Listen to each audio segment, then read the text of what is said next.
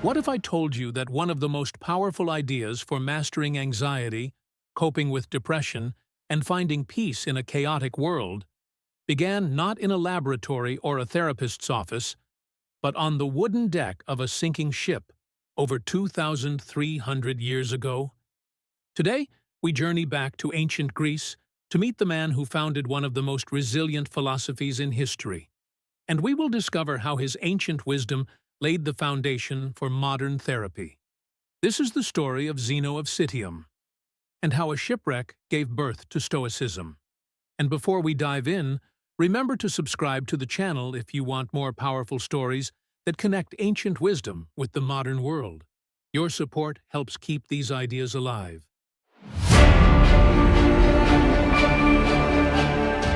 The year is around 320 BCE. A merchant from the city of Citium, on the island of Cyprus, sets sail with a ship full of valuable goods.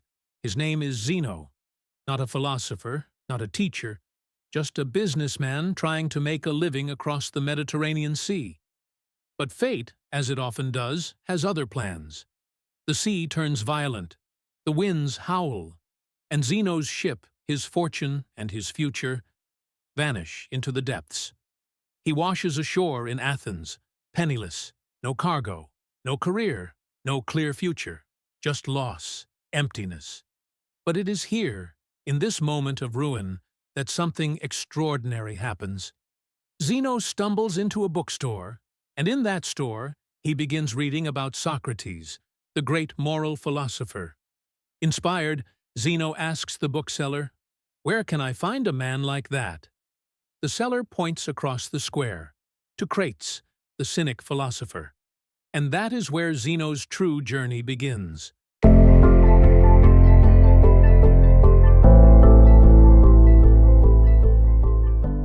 Over the next 20 years, Zeno studies under multiple teachers, cynics, academics, even followers of Aristotle. But eventually, Zeno begins to form his own system, something deeper, something practical, something for the soul.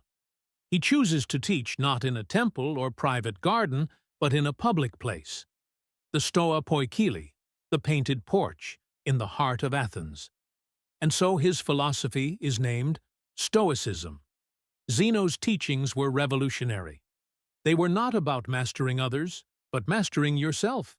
He divided philosophy into three interconnected parts: logic, the tool for clear, rational thinking; physics, not just science, but the study of nature and the divine order; ethics, the most important part, how to live in harmony with nature and in accordance with virtue. Zeno taught that virtue, not wealth, not fame, not pleasure, is the only true good. Everything else? External, indifferent. You might lose your health, your job, even your reputation. But if you remain rational, courageous, and just, you lose nothing essential.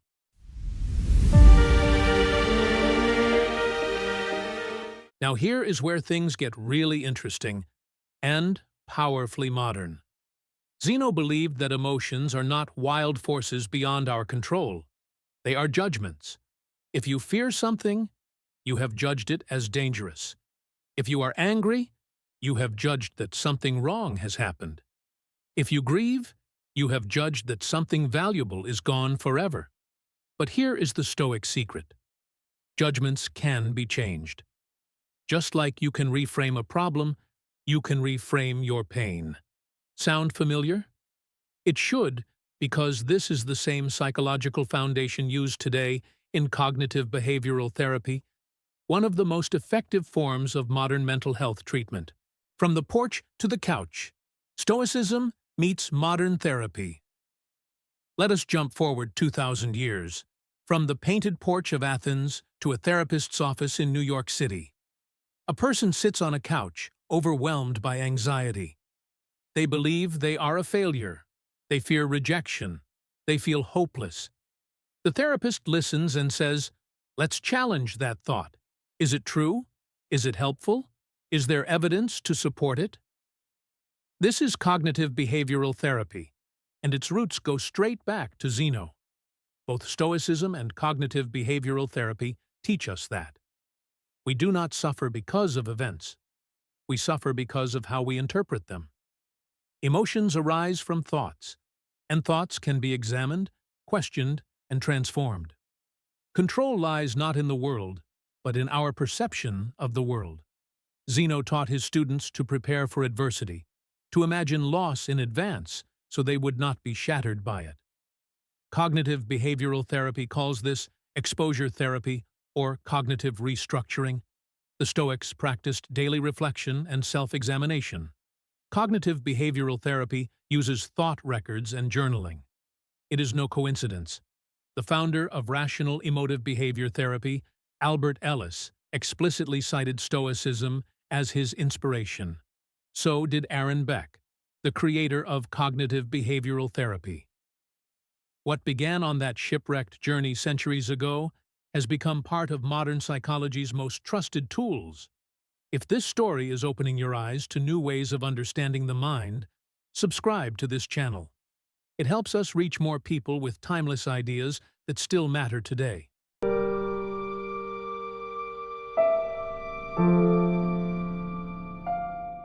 Zeno lived modestly. He did not chase power, wealth, or fame. He dressed simply, ate simply, taught publicly. He lived what he preached, a life of virtue, wisdom, and inner strength. And according to ancient sources, his death was just as stoic.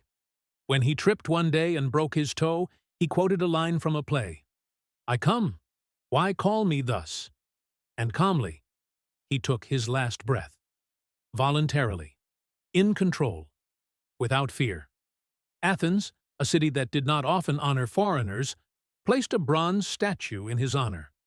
Zeno of Citium had not only survived his shipwreck, he had become a lighthouse for millions, guiding people through the storms of life. So, what can we take from this ancient merchant-turned-philosopher? 1. Your greatest transformation may come from your worst disaster. Zeno lost everything and found his life's purpose. 2. Happiness does not come from external success, but from inner discipline. You cannot control the world, but you can control how you respond to it. 3. You are not your thoughts. You can step back, reflect, reframe, grow. 4. Ancient wisdom and modern science are not enemies. They are allies. What Zeno taught under the Athenian sun still shines in therapy rooms today. If this journey through history inspired you, if you see the value in blending ancient philosophy with modern science, subscribe now. Let us keep learning. Let us keep growing. Let us keep walking the path of wisdom together. Zeno never wrote a bestseller. None of his original books survive. But the ideas he shaped the minds of giants: Cleanthes, Chrysippus, Seneca, Epictetus, Marcus Aurelius, and today, maybe even you. Because sometimes all it takes is a shipwreck to find a new shore. Thank you for watching. Until next time, stay calm, stay strong, and stay stoic.